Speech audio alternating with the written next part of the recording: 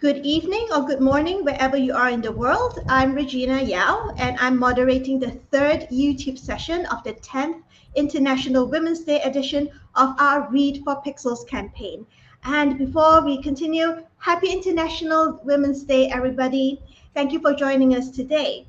And so through Read for Pixels, the Pixel Project is collaborating with 15 award-winning best-selling women writers for International Women's Day to raise awareness about violence against women and to raise funds for the Pixel Project to keep our efforts to end violence against women alive and kicking.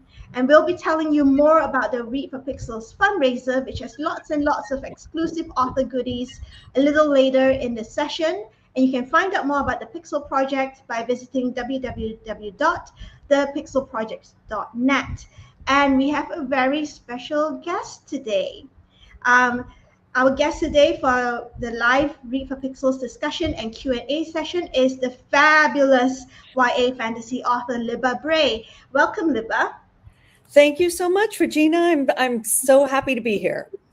So just a quick whirl through Libba's bio. So Libba is the #1 New York Times best-selling author of Under the Same Stars, the Diviners series, the Los Angeles Times Book Prize finalist Beauty Queens, the Prince Award-winning Going Boween, and the acclaimed GEMMA Doyle trilogy. And Libba has also generously donated some very exclusive goodies to the stash of author goodies we have up as treats for donors at the Read for Pixels Rally Up fundraising page.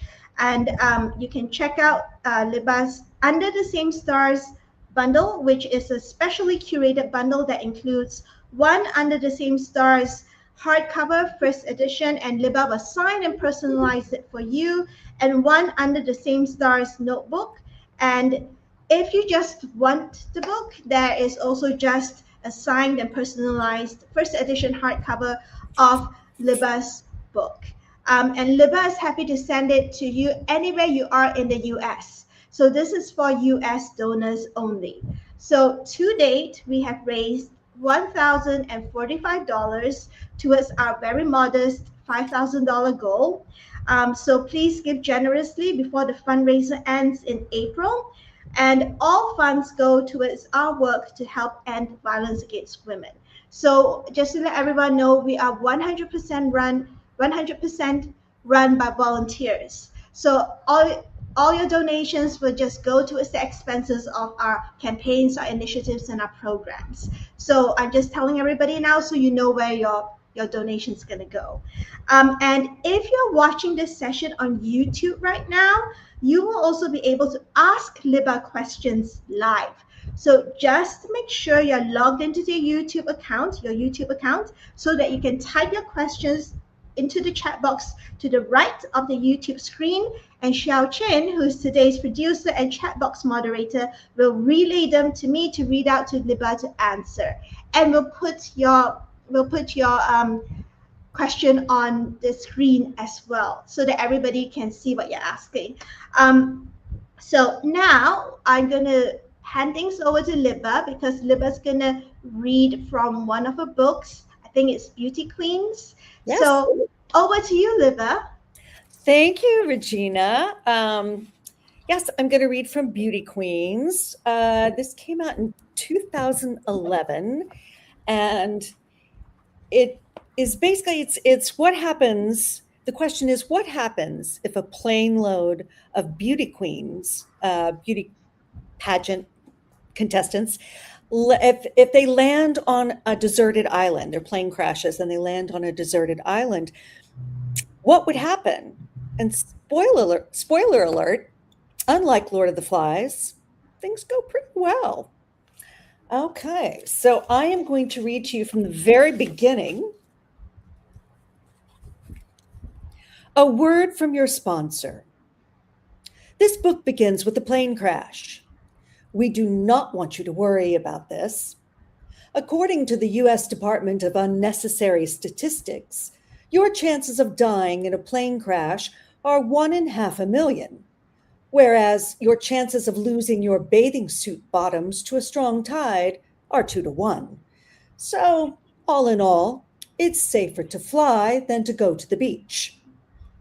As we said, this book begins with a plane crash. But there are survivors. You see, already it's a happy tale. They are all beauty queen contestants. You don't need to know their names here, but you will get to know them. They are all such nice girls. Yes, they are nice, happy, shining, patriotic girls who happen to have interests in baton twirling, sign language, AIDS prevention in the animal population, the ancient preparation of papadum, feminine firearms, interpretive dance, and sequins. Such a happy story, and shiny too. This story is brought to you by the corporation, because your life can always be better. TM. We at the corporation would like you to enjoy this story, but please be vigilant while reading. If you should happen to notice anything suspicious in the coming pages, do alert the proper authorities. Remember, it could be anything at all, a subversive phrase, an improper thought or feeling let out of its genie bottle of repression, an idea that challenges the status quo, the suggestion that life may not be what it appears to be, and that all you've taken for granted, malls, shopping, the relentless pursuit of an elusive happiness, prescription drug ads, those annoying perfume samples in magazines that make your eyes water, or the way anchormen and women shift easily from the jovial laughter of a story about a dog with hula hoops to a grave report on a bus crash that has left 5 teenagers dead. All of that may be no more consequential than the tattered hem of a dream, leaving you with a bottomless free-fall feeling. This is the sort of thing that we're warning you about. But let's not worry, shall we? There's nothing to worry about. Though there is the threat of a war, it happens in the background, in snippets on the nightly news between ads for sinus medications. It's none of our concern. This is a happy story. Now, our story begins, as so many happy stories do, with the blue, blue sky. A blue, blue sky punctuated by thick white clouds. They drift across the expanse like semicolons, reminding us that there is more to come. The pilot, a man in his 40s who once stayed on a mechanical bull for a full 8 seconds, has just turned off the fasten seatbelt sign. The flight is on its way to a remote tropical paradise where the girls will compete against one another for the title of Miss Teen Dream. Oh dear. Compete is rather an ugly word, isn't it? I mean, after all, these are such lovely girls, pure of heart and high of spirits. Let's say that they will be drawing on their personal best, and some girls will proceed on a path of Miss Teen Dreamdom, while others will have the option to explore other pageant opportunities elsewhere at an unspecified future time. There. That's much better, isn't it? The pilot and co-pilot, whose names are not important to our tale, are trading stories with each other, as they may be wont to do in those mysterious quarters beyond the galley. We cannot truly know. We do know that in just a few moments, they will struggle valiantly to land the plane on a small scrub of island in the middle of the ocean. They will be partly successful. On the other side of the cockpit door, 50 girls smile and preen and pose for the cameras.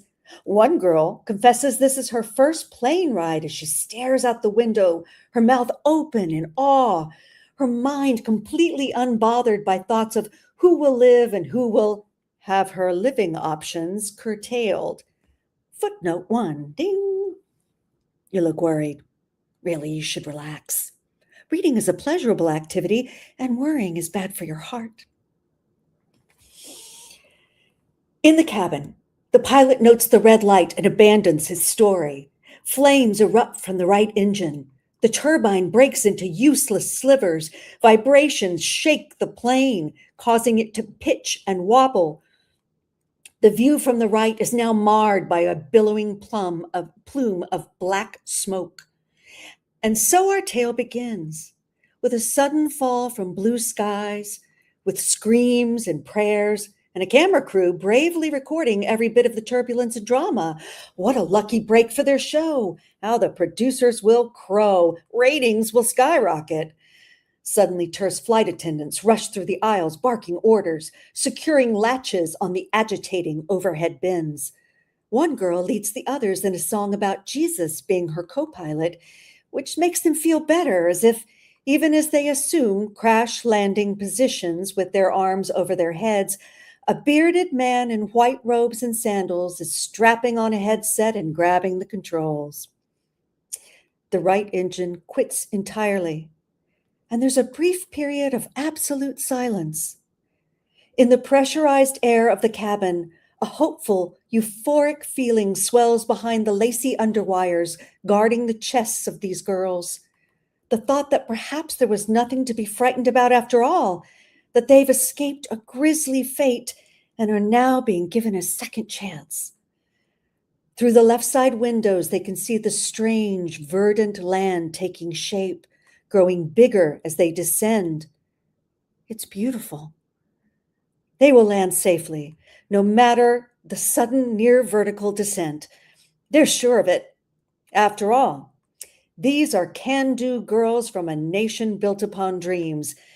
And what is the ear-splitting scream of metal against metal, the choking smoke, the sensation of falling through a surprisingly uncaring sky against such unshakable dreams?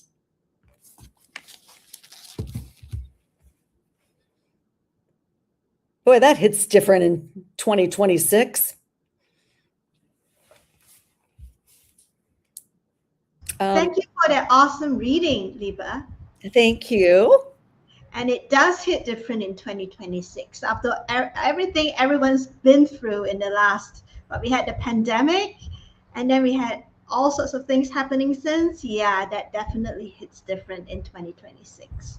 So let's get started with today's questions. Okay. So your books feature tons of fantastic female characters like Gemma Doyle from the Gemma Doyle trilogy, Evie O'Neill from the Diviners series, and Taylor and Adina from Beauty Queens. And they are all complex characters with agency and who are very human and flawed, but we love them anyway. And so what or who are your inspirations for your female characters? I mean, I think first of all, thank you. I think being a human in the world, all the women that I have ever known have been complicated and they are large, they contain multitudes, they are smart and they sometimes do things against self-interest, sometimes they're headstrong, and sometimes they are surprisingly wise. So for me, it's just that I have always known very interesting, complicated women. And to me, the role of a writer is to delve into humanity. We are exploring the human condition. And girls and women are very much a part of the human condition. I think that one thing that is difficult is that it's very easy for people to do sort of a facile characterization of certain women and to say, well, this is the, she's the funny one or she's this. And so I'm always trying to find ways to, as I like to say, I want the full Roy G. Biv experience.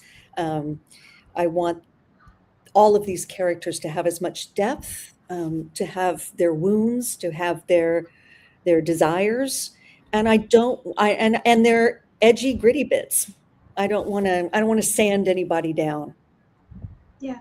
So is it fair to say that these are the techniques that you use to break stereotypes in YA and fantasy? Because there are loads of stereotypes in the genre, and that reduce female characters to two-dimensional cutouts. And not every author can break those stereotypes. So is it fair to say that the way you write it is the way you break the stereotypes? Yes, absolutely. And when I said that I'm interested in the human condition, Mhm.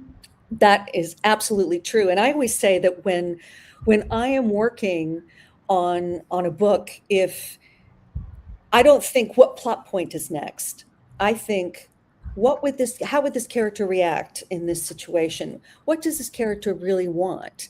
So to me, it's never about, oh, let me think about what comes next. It's let me dig down deeply into this character and really get below the surface and keep digging, because plot is determined by choices characters make. And so, yeah, I don't know any stereotypes, Mhm. so I'm not interested in writing them. I'm always interested in. Um, I think that fiction, one of the beautiful things that fiction does is it makes us feel less alone. And how can we feel seen and heard if an author is not willing to put some marrow on the page? Yeah, I mean, when you mentioned that, it's all about down to the choices that the character makes. I think we see that in, this old film called Sliding Doors, where the protagonist makes, we see two different outcomes based on her decision as to how to handle a situation. And I think you're right about that, because what we decide has consequences, right? It has like a domino effect on, so we can't see what's coming, but the decisions we make do echo down in time, where later on, things that we don't expect happen because of the decisions that we make earlier. So it is all about character, definitely. And speaking of characters, so your female characters are powerful and resilient and compelling in their individual ways as they face down difficult situations and problems. And some readers might perceive them as quote unquote unlikable. So a prime example of this are your female characters in Beauty Queens, because I got really curious and I went to Goodreads and I read the reviews, and there are a lot of strong reactions to the female characters in Beauty Queens, for example. So, my question is, do you ever feel pressured by gender and cultural stereotypes to make your female characters likable or relatable? And do you ever get any flack for making a female character unlikable?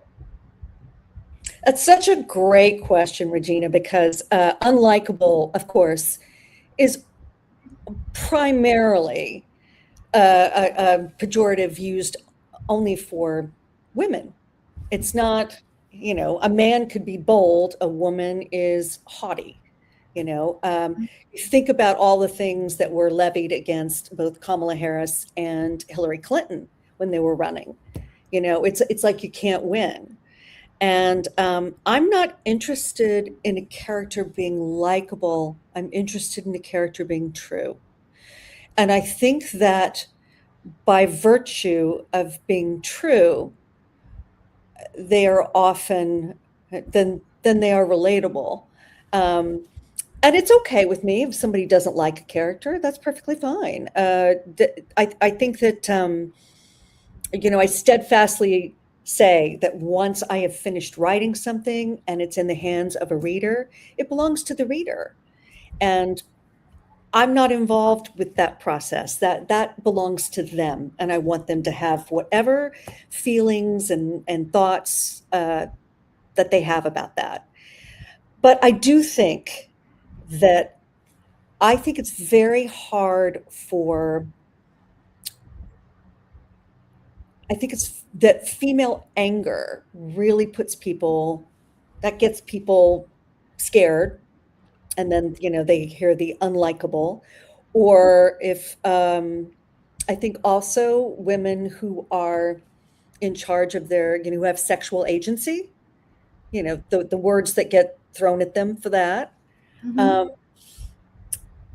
and I was thinking about with, I know with Evie, there were definitely people who would say, "Oh, well, she's, I think she's kind of spoiled and this, that." And I thought, yeah, she is.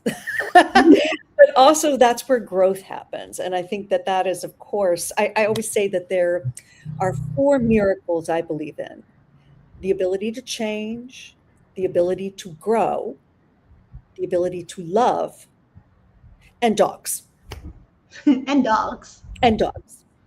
Yeah, Um, but dogs it is definitely. interesting that I think that people have such a hard time accepting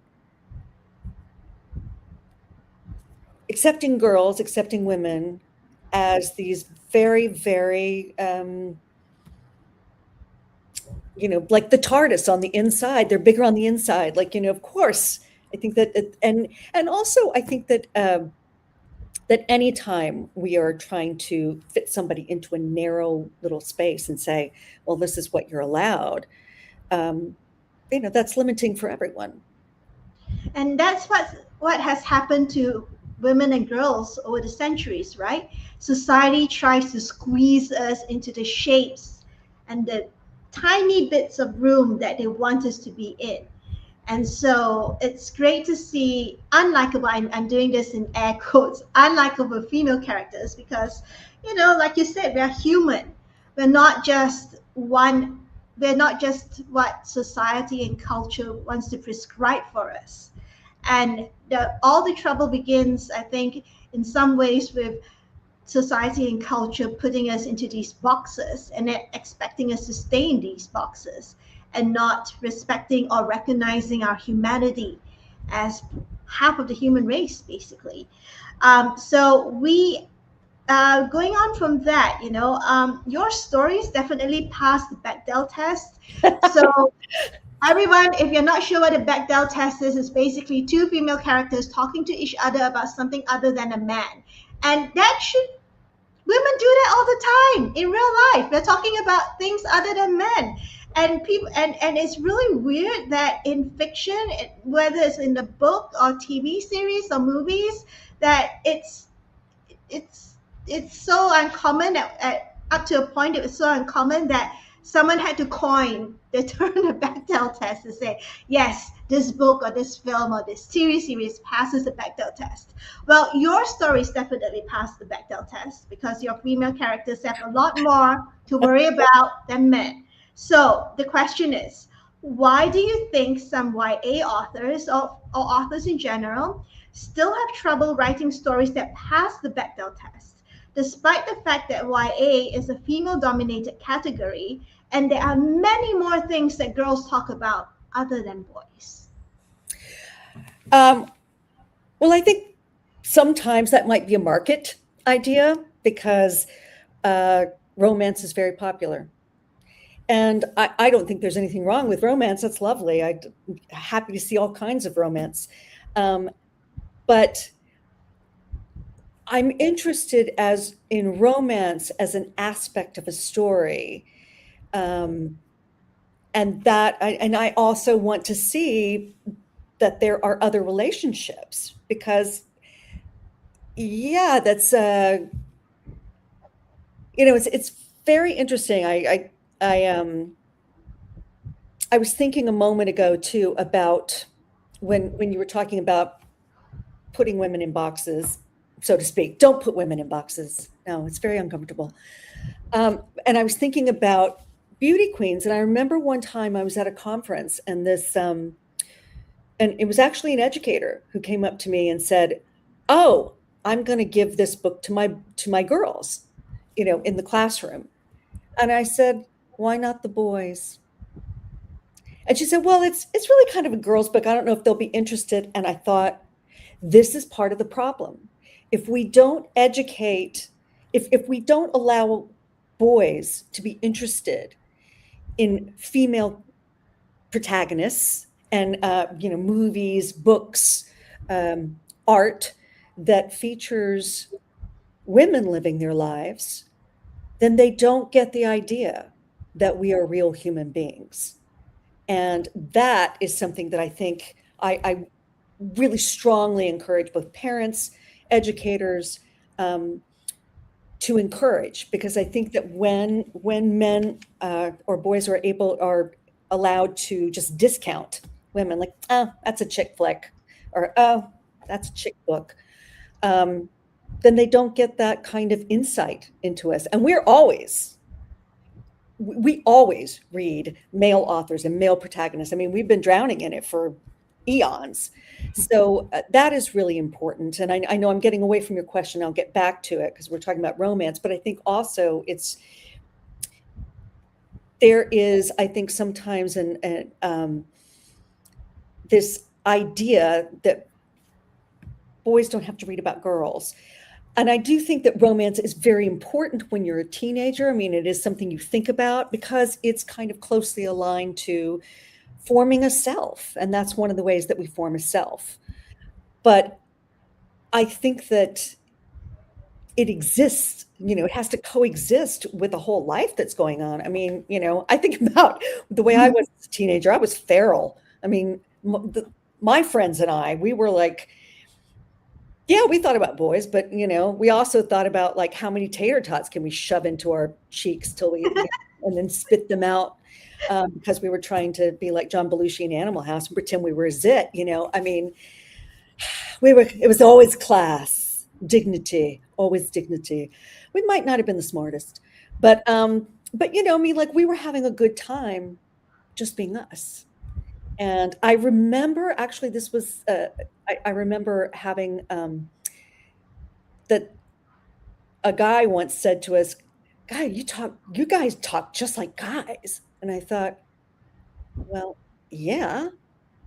I mean, because we talk like humans. Yeah. Another thing I just want to say about romance, that in my personal experience, and it may be different for other people, because we think of like, oh, romance, girls. In my personal experience, the most romantic people I have known have been boys. I have known some true romantics, and I would be sort of like, cool, okay, but we're going to be late to the movie. And so I that's another thing that I think about is like, oh, this is just another stereotype, is that that people write romance for girls, and really a lot of the boys I know. In fact, I was walking down the street in New York City the other day, and I heard these two teenage guys talking, and one said, "Oh, rom-coms are my favorite," and I was like, "Yeah." And you mentioned the educator, and I teach English. When I'm not running the Pixel project, I teach English. I teach teenagers, and one of the things that I do with the kids that I teach is, how in a traditional English class, the teacher just gives them a reading list and say, "Here you go, everybody, read whatever's on the list." So I get the kids I teach to compile their own reading list, to curate their own reading list. Nice. Because I'm like, I want you to read, and I know you're not going to read if you don't like what's prescribed to you. So choose your own books. And my parameters for that are, you can't have all the books on the same genre. You have to read across genres, and more importantly, for every 10 books you choose, 5 have to be written by women and 5 have to be written by men. And this goes for both the boys and the girls that I teach. So the boys were resistant to it, always resistant to it at the beginning. Why do we have to choose female authors? And then one boy said to me, when I pointed out that every author he chose was a man, he said, "But women don't write mysteries and thrillers." So I set him right.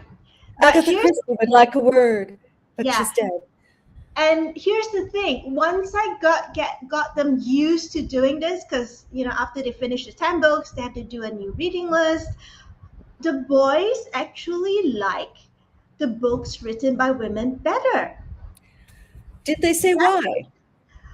They just like them. So I made them read romance as well. I'm not forcing them, but I'm like, just try it, right? Just try it. And because we run, in my capacity as the president of the Pixel Project, and we run Read for Pixels, and we work with a lot of romance authors as well. So I would just recommend to them, because obviously it's not a genre that they would think of to look at. So when I recommend some romance authors to them, I say, look, this author that she's written a lot of books. Just go pick one of her books, whichever you think. Go to Goodreads, read all the the synopsis, and pick one which you think that that you can cope with.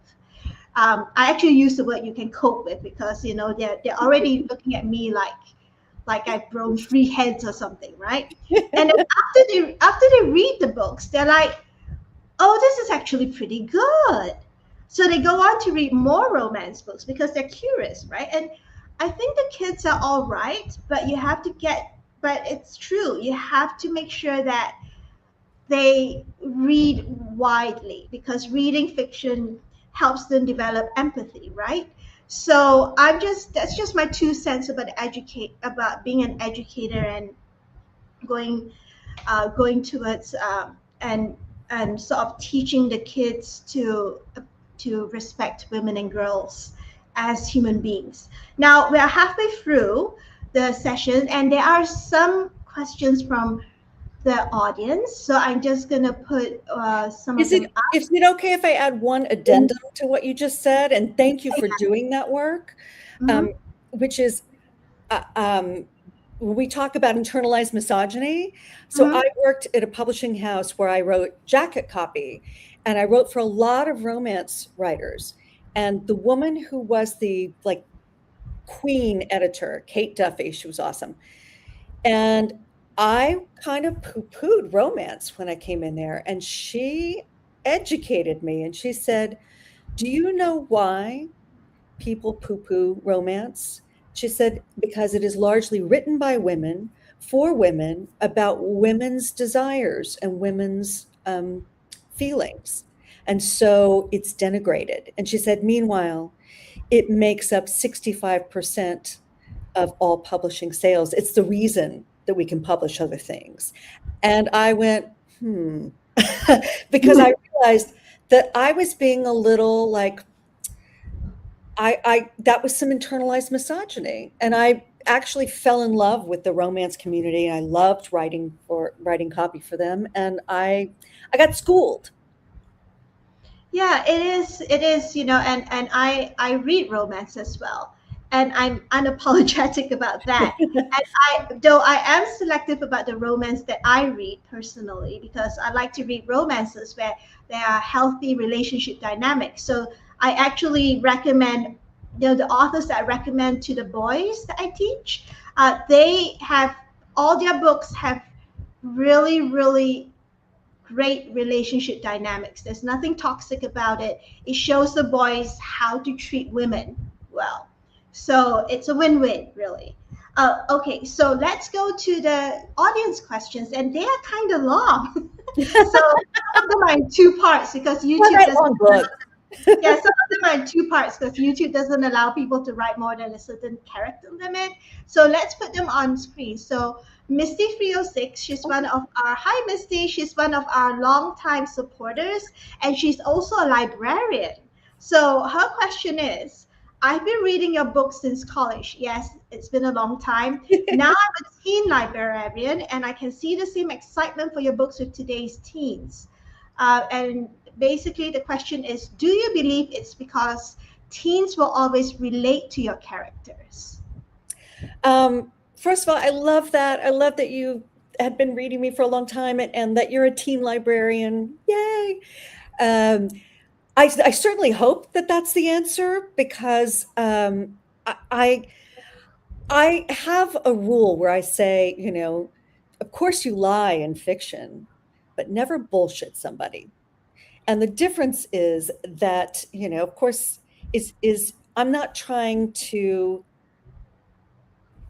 snow anybody. I'm not trying to sell them anything. I just really want to write about human beings. And I know about the things that I worry about, and that, and my doubts and fears. And so, and certainly of many of the people I know. So it's the feeling of, I these characters come alive. But it's also within that is a way, I hope, of putting out a chair for somebody and saying, at the table and saying, like, can I tell you a story? I would love to tell you a story. And inviting them in. And I think that, we can be so hard on ourselves. And God, it's hard to be a teenager. And it's harder now than when I was a teenager. And so I know for me, when I was reading books as a teenager, the feeling of like, oh, I'm not the most horrible person in the world. This is apparently other people think these thoughts and feel these feelings. And I think that hopefully the characters can be friends and shame eradicators. Okay. All right. So we have a second question. This is from Hannah the Amazing. It's a long question, so there's like three parts here. So Hannah the Amazing says, "Hello, Libba. The Diviner series is one of my favorites since I was in middle school and has served as a big influence on the historical horror I am writing. However, there has been one thing from the Diviner series that has been bothering me all these years. In Lair of Dreams, my favorite book, there is a scene where characters from the Gemma Doyle trilogy are mentioned, which means that both series are connected in some way. Was this something you added for the fans of the Gemma Doyle trilogy, or is there more at play when it comes to your supernatural stories?" Oh, that was very keen observation. Okay, so story time. I had wanted to try to interweave them a little more. And I actually, in the third Diviner's book, Before the Devil Breaks You, I wrote a scene in which 40-year-old like Gemma and Felicity are talking to Evie and trying to talk to her about like, yeah, there are other things out there and you need to be careful. And I wrote this whole scene, and oh my gosh, it was so much fun. It was so much fun to have grown up, Gemma and Felicity, and the way that they would bicker with each other, and that it was clear that Felicity had, in essence, a wife, and that that Gemma clearly liked the wife better. Like, well, she's lovely. I don't know what she's doing with you. And it was such fun to write, and I realized that it didn't fit the narrative. And sometimes you got to do that. You have to get rid of things that just are gonna slow the story down. However, I still have that scene, and I was thinking if I can find it, that it would be fun to put up on my Substack sometime, just as like a little mwah to the readers, to be like, here's a scene that didn't go in, but it was really fun to write. And but you are correct. Originally, I had wanted to weave it in a little more, and just it was such a monstrous story, no pun intended, that I just was like, this is going to bog it down. So Misty, thank you for your question, Hannah. So Misty, the teen librarian, just said, let's put it on screen. She says, "I love your answer. Thank you." Thank you. Okay. So let's get back to our discussion. So let's talk about the male characters in your books. So there are misogynistic characters in your books, but the male-female relationships between the main characters in your books are generally quite equitable, and some of your male characters are respectful of women and girls.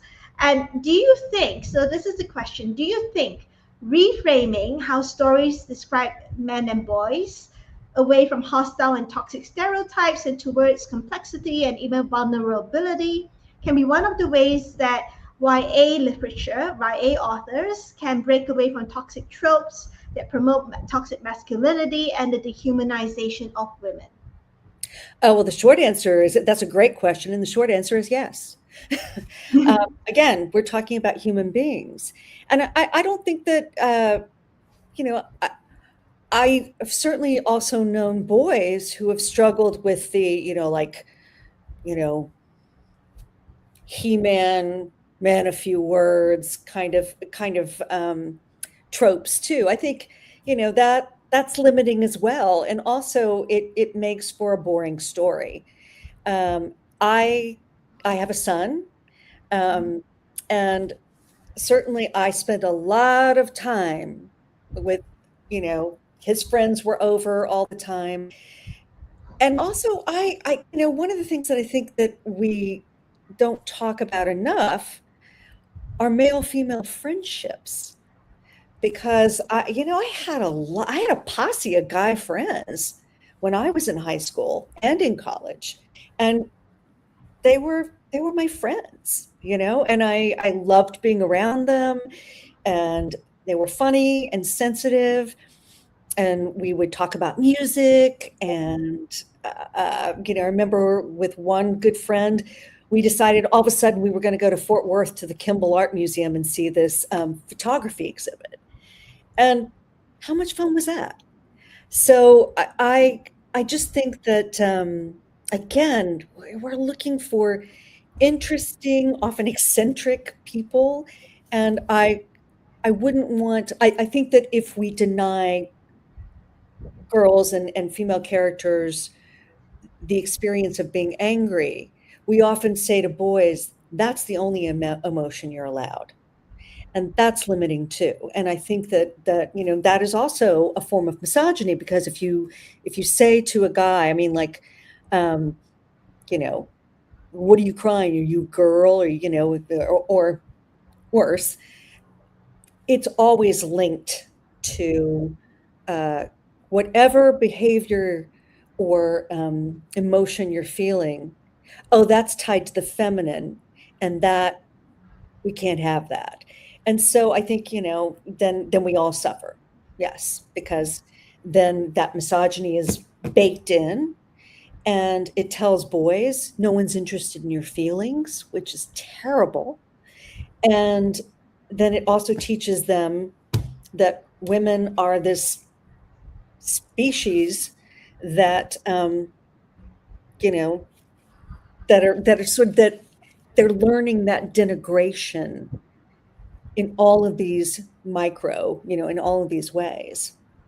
Yeah, and the patriarchy is a very horrible straitjacket for Yeah, everybody. that's a It, great way of phrasing it, Regina. Absolutely. yeah, because it denigrating. Have you seen that?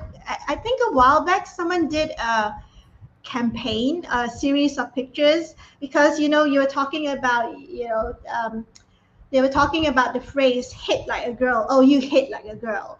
And so they had all these wonderful pictures of women playing baseball, of women doing boxing and all, and go, yeah, I hit like a girl, I run like a girl.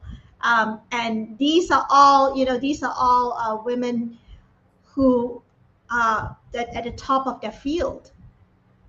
And men can't, the normal man on the street can't match them for athletic prowess, right? So they show all these pictures going, yeah, I hit like a girl, yeah, I run like a girl. And you're seeing all these Olympic level women in these pictures. And I thought that's a really great way of turning the whole phrase on its head and then reclaiming the whole thing, because it's not an insult to hit like a girl, it's not an insult to run like a girl, it's not an insult to behave like a girl. It's just that the patriarchy and the misogyny embedded in the patriarchy makes it an insult. They Yes. frame it as an insult when it really isn't. And we should teach our boys. There's a hashtag that the Pixel Project uses on our social media, which is called Teach Our Boys Better. Mm. Because teaching our boys better doesn't mean that we look down on them. It's just that we want to teach them more healthy ways of being in terms of gender roles and relationships and all that. So let's move on to speaking about that, about change. Let's move on to talking about stories, because stories are one of the most powerful ways of bringing about cultural change. So the line between consent and coercion is not always very clear in YA books, especially older YA books. And do you think this is an issue that YA authors have started tackling successfully in recent years? I mean, yes, I think certainly being part of that community, and I know so many writers who are very, they're so aware and they're so smart. And I think that you're right, that it's a very, very fine line, and trying to handle it in a way that doesn't sound like, now I am a PSA. You got to weave it into the story. And it's also, I think that, what's tough too about being teenagers is that there is, I certainly, when I was growing up, I got the message, first of all, I got the message like, oh, you shouldn't have sex until you're married. That was my mother's standby. She was, she came of age in the 40s and 50s, and also was part of the church, so that was some training. And I think that my generation, these sort of like, Gen X punk girls, we were like, yeah, I'm not so sure I'm down with that.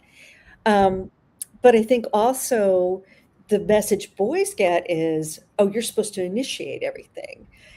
And so I'm sure that can be very like nerve-wracking and confusing. And then, you think about all the messaging around like, well, finally we're getting the messaging, no means no. But I think that the ability to, I'm always interested in partnership and equal partnership, and the way that well, it's interesting because I have a book coming out in October, and there is a relationship in it, and they are talking about having their first sexual experience, and there is, conversation, and it's not. I hope because it's set in 1980, so very different time, but the language is not like, do you consent? Yes, I consent. It's, well, I want to do this, but how should we go about it? And birth control.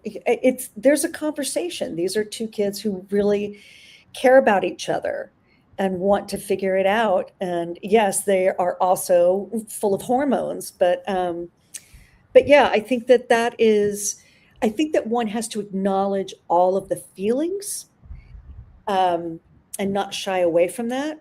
But also, again, if you have characters who care about each other and they're having to work through all that stuff, I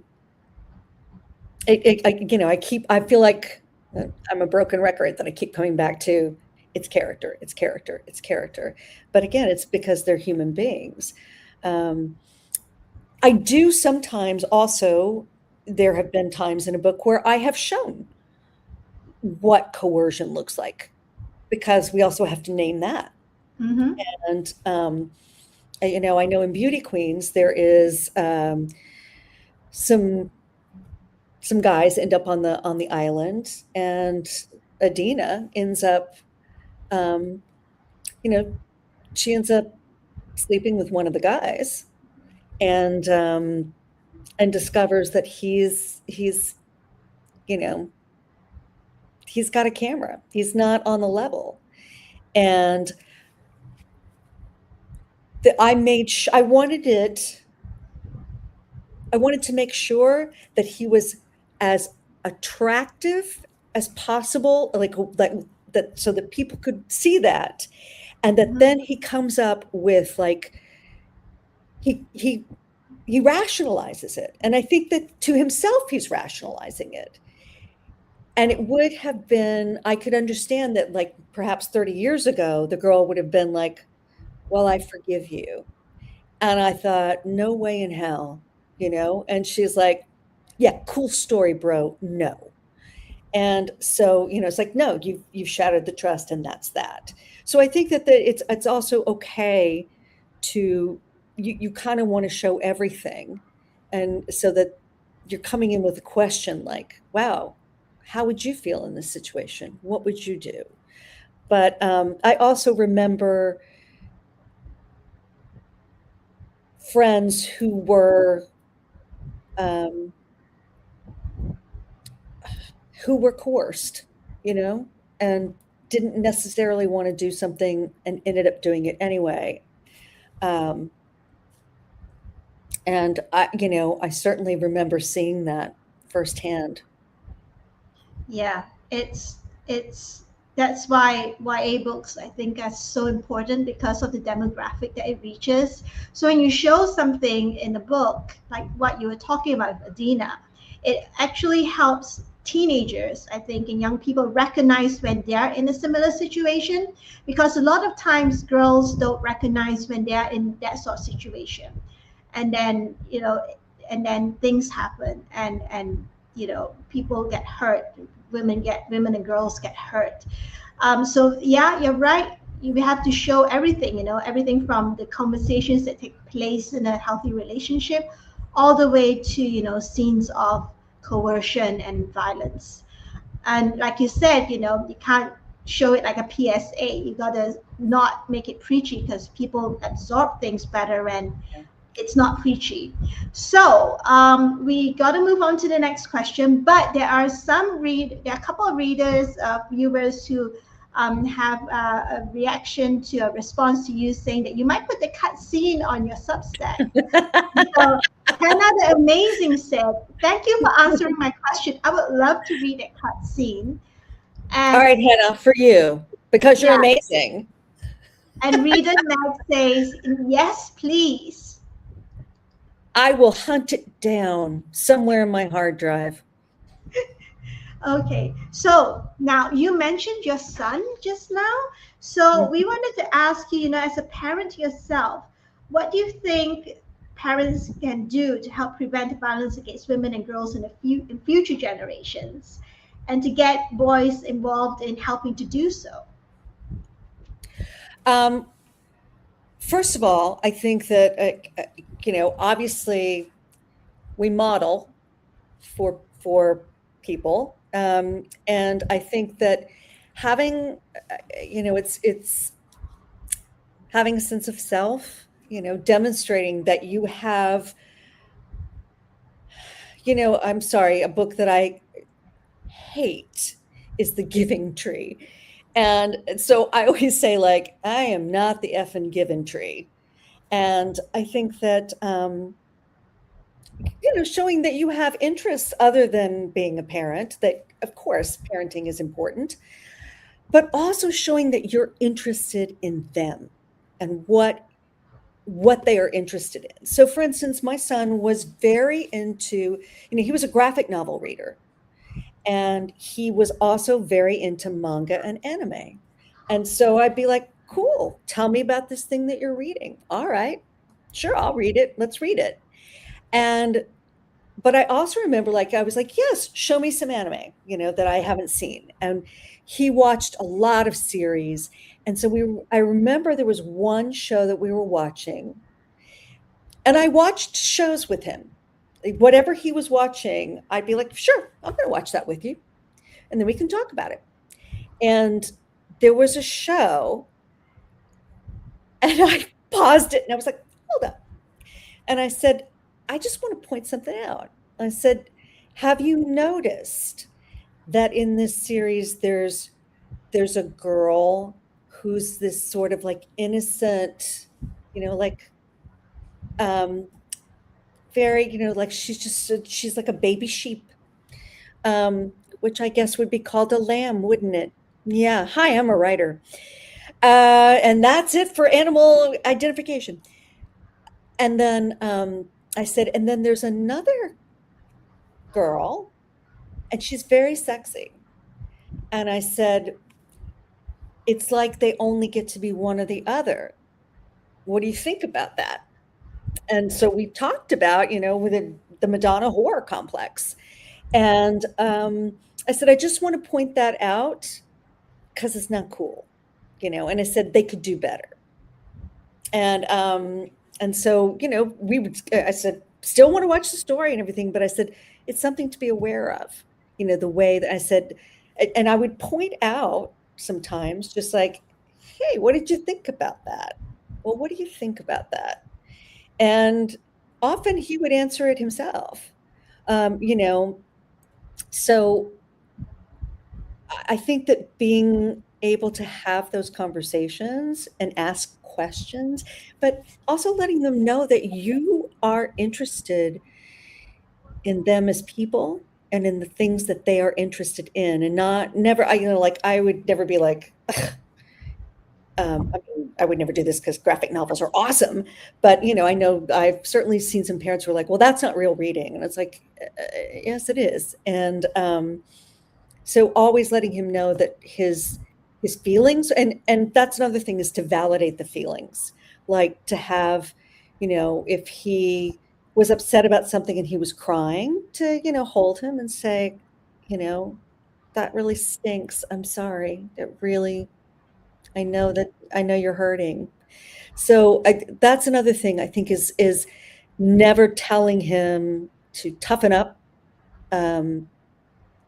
Always telling him that, I validating his feelings, but also like when he'd get angry, I would say like, do you need a minute?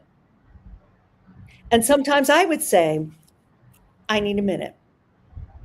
I'm not leaving, I'm coming back, but I need a minute so that I can calm down and use my words. And that's really great because a lot of parents, well, my observation is many parents can't deal very well when their child, doesn't matter about the gender, gets angry. So, and a lot of the way they parents deal with their children being angry, like having little kids having tantrums or teenagers being surly, is basically just a knee-jerk sort of way of dealing with it because the way they saw their parents deal with it, which is not the healthiest way to deal with it. Like Sure. Yelling back and punishing and grounding the kids, and it doesn't teach the kids a constructive way of handling their anger. And anger can be constructive if we know how to handle it, and if we teach the kids how to handle it. And I do that as a educator, right? So if one of the boys comes in or the girls come in and they're angry and they're being really rude during the lesson, I would just say to them, I'm pausing the lesson now, and I said, let's stop here, and I want to ask you, why are you so mad today? Did something happen in school? Did your parents make you mad? Are you mad at yourself? Because some kids get mad at themselves for not being able to do something, right? And it helps them so much because you're helping them manage their anger. You're helping them figure things out. So they stop being angry and they start talking. And once you start using your words and nobody's shouting, everybody, and they feel that they're being heard, that's when things get solved, right? Like whatever challenges or problems they have get solved. And nobody ends up with in a shouting match or anything, and we can go back to learning properly. So thank you for sharing all that with us, Libba. Hopefully there's some parents out there who will listen to what you're saying and maybe think about the way they parent, because I think a lot of misogyny comes from, not just hatred of women, but I think a lot of boys are not born hating women and girls. No. But the culture teaches them that. And I think a lot of boys are all right, but you have to get to them early and teach them that feelings are not girly and therefore negative. Feelings are there to be had. Like Mr. Rogers said, feelings, you got to learn how to manage your feelings, right? You gotta know that being angry is a valid thing, but you shouldn't hurt someone else when you're angry. I think that's one of the messages that he sent out to the world, right? We glorify violence, Yeah. in Against everything in anger, I feel. American That's culture. also driven by It's anger. crazy. That's Yeah. yeah. So yeah, so we have to, we have to get to the kids early. We have to teach them how to manage anger and not hate. Not hate. That's what I was gonna say. So we're down to the final two questions of the evening. So you've been so very incredibly supportive of our Read for Pixels campaign and our anti-violence against women work as a whole. So I'm going to ask you a really Captain Obvious question, which is, why do you support the cause to end violence against women? Well, first of all, I'm a believer in nonviolence, and that's one of the reasons. But also, it's that when you see the rates of domestic violence, it's stunning. The And also just thinking about all of the ways in which women are devalued, and especially right now with this current administration and the Epstein files, the things that are coming out every single day. I mean, it feels like walking through life bruised. And I really don't want that for the next generation. I certainly, part of our jobs as writers for young people is we want to give them tools and we want to give them hope. And hope is an action word.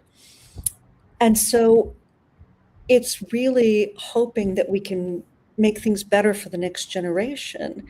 But there's a lot to push back against right now. And I think that because those voices are so loud and they are so chaotic, and it's like, I think we all feel a bit assaulted every day. I feel like our voices also have to be very strong and we have to be able to push back. I mean, we don't even have bodily autonomy in this country. Women don't, you know, because of the Dobbs Act. And so it is, to me, the violence that is being done against women in both microaggressions and in huge ways. And I don't want to have another woman have to be trying to decide, if she's going to have to if she is going to be on the street, if she's going to have to worry about her children. I don't want that modeled for the other children. I mean, it's just, I admit that, like, this administration and the climate that we are in right now is so anti-woman, and to feel like, oh, they hate us, is a terrible, terrible feeling. And that is, of course, part and parcel of what happens with violence against women. And it happens in language, and it happens in, obviously physically. And so, yeah, it's important to me because I value the humane and humans. It is important to me to try to push back against that in ways, with story is one way, and with empathy, but with firmness. Even saying push back, it's just like, wow, that sounds kind of aggressive. But yeah, it's to support this next generation, to give them the tools to say, nope. Definitely. And so you mentioned a couple of times you mentioned what authors could do. So what do you think, this is our final question of the evening. So what do you think authors, specifically authors, can do to help with the cultural change needed to eradicate violence against women and girls?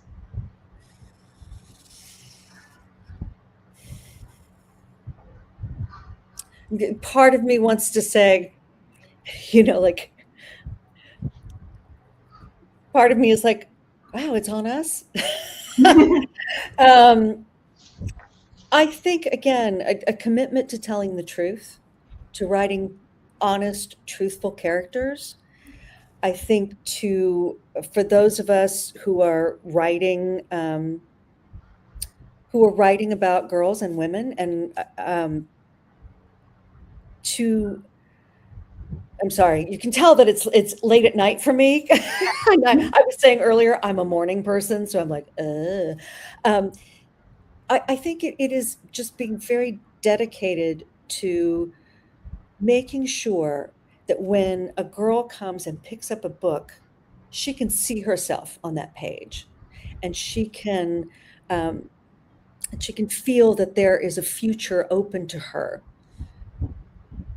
that puts her not at the bottom, but puts her up at the top with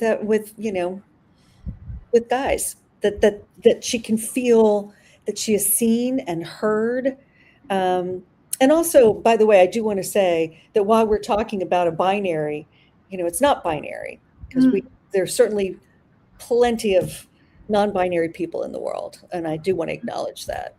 But yeah, I think that it is making sure that when we write with truth, we write with the kind of honesty that we have to interrogate ourselves, um, and that we write with a lens toward hope, to say, you have a place in this world, and don't let anybody tell you that you don't. that is awesome. That is what so many girls need to hear, especially girls who live in countries where the patriarchy is horrible. And right It's now, sadly, it includes the U.S. Sadly, it includes the U.S. right now. Yeah, and So, I think also, I'm sorry if I can add one more thing. I think mhm, also that because girls often get the message that they are their physicality, mhm. that they're valued for their looks. I think also uh, trying to get away from that as much as possible. Because, yeah, I feel like I certainly got that message growing up. And that's another way that the patriarchy works on us, and that we learned, because then what happens is we start to destroy ourselves. And so, yeah, anything that we can do to be like, you know, to root that out. Anyway, Yes. thank you, Regina. Sorry to have jumped back in, but No, that's great because you are right. Because so many girls that, the whole diet culture and the plastic surgery culture nowadays, I it's know. like literally making women make themselves smaller and smaller and smaller so they don't take up so much space in this world. And if women and girls are just focused on losing weight and looking pretty and stuff, we don't have that bandwidth to go, wait a minute, there's something wrong. We need to push back. So that's an absolutely valid point that you brought up. So now I'm gonna stick myself back on screen because we're at the end of the discussion. Hi everybody. Hello! I'm that, Yay, there you I'm are. that disembodied voice that off Like screen Hal, the computer. and chatting with Libba and asking her questions. So we've come to the end of the discussion, but if you arrived a tad later than when we started, in case you joined us late, we're happy to let you know that in conjunction with our Read for Pixels live stream series, we're also running the Read for Pixels International Women's Day 2026 fundraiser on Rally app featuring goodies from award-winning best-selling authors and publishers. So Libba has very generously donated some very exclusive goodies to the stash of treats that we have up as thank you perks for donors on the fundraising page. So right now, we have two things from Libba. So one is Libba's Under the Same Stars bundle, which has one Under the Same Stars book, which is the first edition hardcover, signed and personalized by Libba, and one Under the Same Stars notebook. But if you don't want the notebook and you just want the book, we also have just the book standalone first edition hardcover of Under the Same Stars, which Libba will sign and personalize for you. And these are there's five of each. So these are for US donors only. So Libba will send it to you anywhere in the US. And also, Libba has a very special treat coming up that we will release next Thursday, well, this coming Thursday, because we have a whole bunch of fantasy authors coming up next weekend. And we decided together with Libba that we're going to release this very special treat from Libba that Libba's only done, I think, once before. So this is only the second time you're doing this. And I'm not going to mention what it is. You'll have to tune into. Libba will announce it, right? Libba, you'll announce it on your social media next Thursday, I think, once it's up. Let me write myself a note right this minute. Yeah, I'll send you a reminder. Squirrel brain. Yeah, we'll post it next Thursday. Y'all have to see this to believe this, because Libba doesn't really do this, and she's very generously going to add this to a stash of goodies. So right now we've raised $1,045 to a $5,000 goal. So please give generously before the fundraiser ends in April 2026. All funds go towards our work to help end violence against women, and that includes funding the Read for Pixels campaign. So I'm going to put some slides up so everyone will know where to go get them. So let's see, add to stage. Let's go backwards. All right, so you can donate to get goodies, including Libba's signed and personalized first edition books. On Rally Up, you can go to tinyurl.com/R4P Rally Up IWD 2026. This is case sensitive, everybody.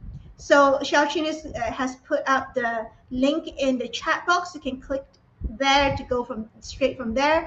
You can also find out more about our Read for Pixels campaign, which has been running for 12 years now. You can go to bit.ly/Read for Pixels. Again, this is case sensitive. And if anyone here is a fan of poetry, the Pixel Project has partnered with Black Spot Books to put together a poetry collection called Under Her Eye. This features 112 female and non-binary poets from around the world contributing their original poems about domestic violence and violence against women. And you can see there, for more information, please visit vesuvianmedia.com/under-her-I. And finally, we have PSA here. So if you want to learn more about violence against women and how to help victims worldwide, you can visit www.thepixelproject.net. We have an entire section of primers, like short one-page primers about all the different types of violence against women. And we also have checklists, safety lists, and everything. Just go to our website and you can get all these resources for free. And if you are a victim or survivor who needs help, or if you know someone who's a victim and you need help immediately, if it's time sensitive, for domestic violence and sexual assault helplines and resources in every UN recognized country and territory in the world. I believe that's like 202 countries or something like that. Go to nomoredirectory.org. This is like a joint project between the No More Foundation, the World Bank, and I think the UN. So basically you go to that website, everybody, and you can type in your country name, and then it'll pull up the list of shelters and sexual assault crisis centers and all that you can contact, including contact details that you can reach out to get help.